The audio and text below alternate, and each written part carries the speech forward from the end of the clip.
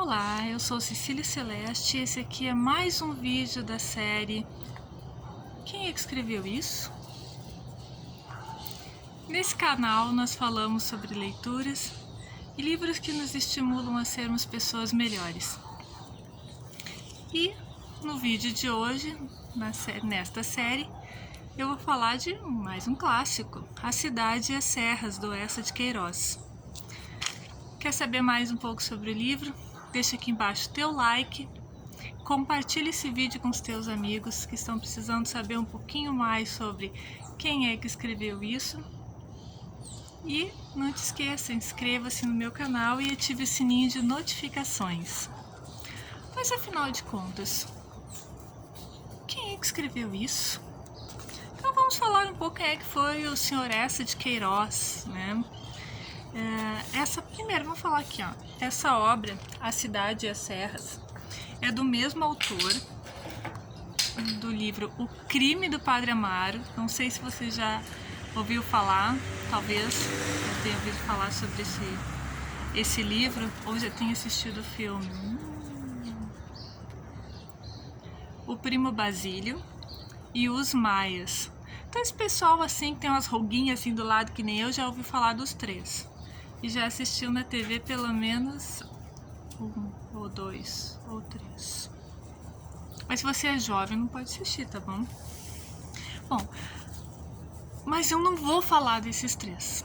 Eu vou falar da Cidade e as Serras.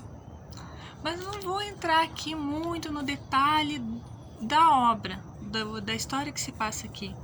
Eu quero falar de quem é que escreveu isso. Bom, A Cidade e as Serras é um romance da terceira fase do escritor Eça de Queiroz, e ela é uma fase muito mais pacífica, muito mais otimista, né? Porque a gente está falando de alguém que tecia críticas ácidas à sociedade, daquele momento que ele vivia. Já vou falar um pouquinho dele.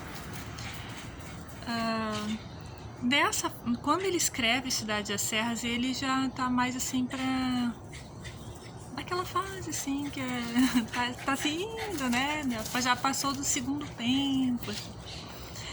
E ele retrata assim a oposição entre a realidade urbana do contexto da segunda Revolução Industrial. Vamos lembrar um pouquinho da Revolução Industrial? O Eça de Queiroz é um dos maiores escritores da língua portuguesa do século XIX. A primeira Revolução Industrial ela vai acontecer lá na segunda metade do século XVIII. A segunda Revolução Industrial vai acontecer na segunda metade do século XIX. Então, esse senhorzinho aqui, o Sr. Eça de Queiroz, ele é um português que vai escrever este livro, especificamente, A Cidade e as Serras, no contexto da segunda Revolução Industrial. E o que é a base para você entender a segunda Revolução Industrial? É o advento do uso do aço, especialmente ali nas indústrias e na construção civil. Então, com o uso do aço, por exemplo, se você é da área da engenharia, da arquitetura, você manja disso aqui muito bem. Se você quer entrar nessa área, presta atenção nisso. Até então, existia um limite para a construção das edificações, porque a tecnologia ia só até ali, mas não assim, não é um limite nessa altura aqui, um pouco maior. Tá? Mas a partir do uso do aço na construção civil, se pode construir os famosos arranha-céus. Então os grandes centros urbanos passaram a ter edifícios gigantescos, né, que são os que a gente encontra hoje nas grandes cidades.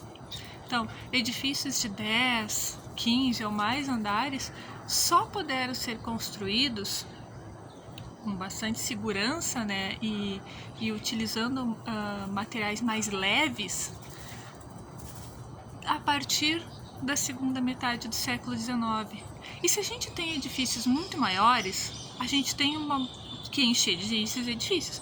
Então a gente tem uma maior concentração de pessoas num espaço urbano reduzido, uma área, né, menor, uma área da cidade menor tem muito mais gente do que tinha antes, porque agora tu consegue colocar muito mais andares nos edifícios. Esse é um momento também que se desenvolvem as telecomunicações, tá? O uso da eletricidade, né? Por exemplo, a lâmpada elétrica.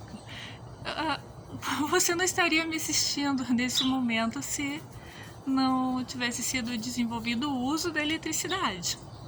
Então a gente sabe que ela é fundamental na nossa sociedade.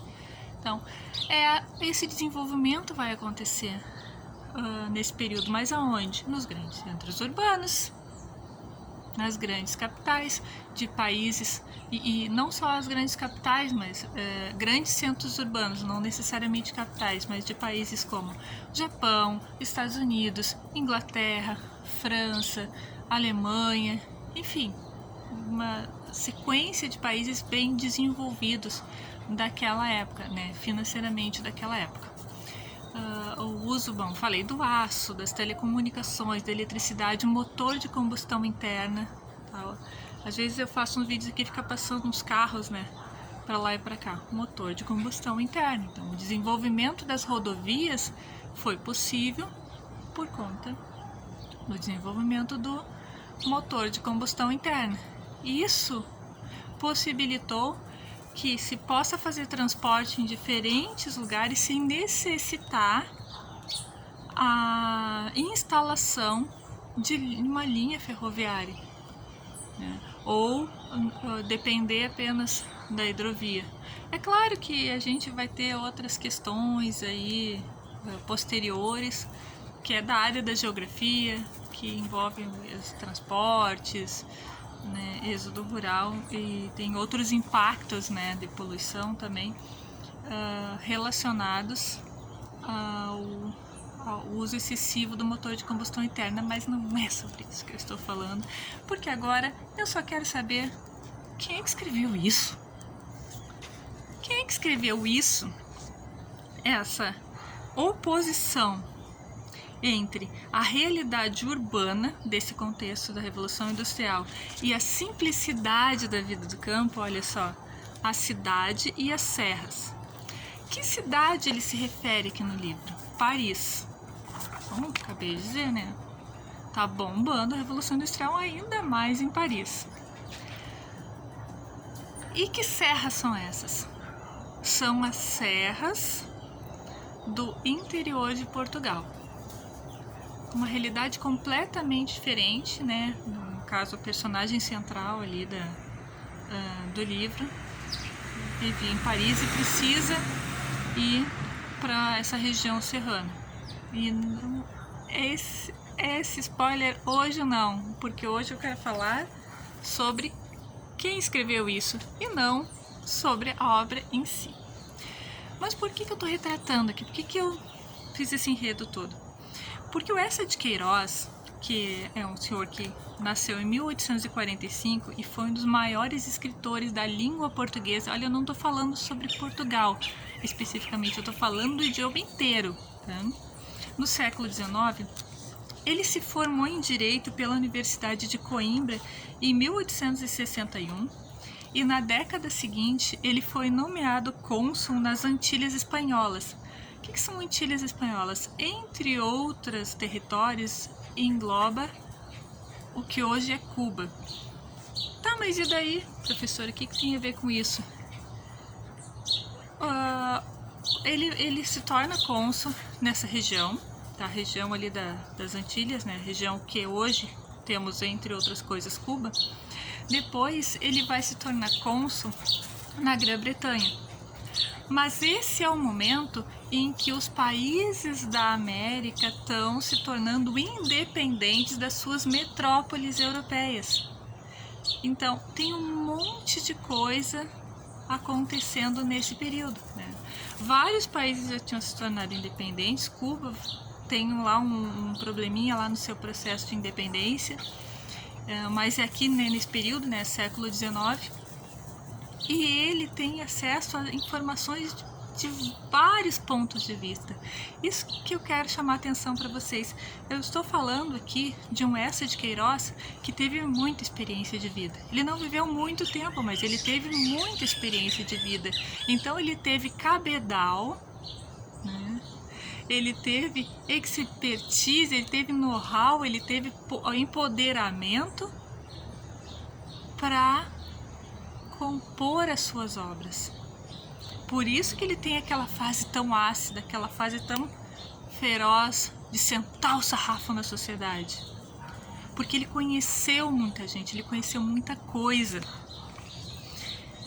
E quando ele se torna cônsul ali, aliás, quando ele vai exercer a carreira diplomática lá na Grã-Bretanha, essa é ali já depois ali dos anos 1870 e muitos, é a época que ele tem a maior produção intelectual dele.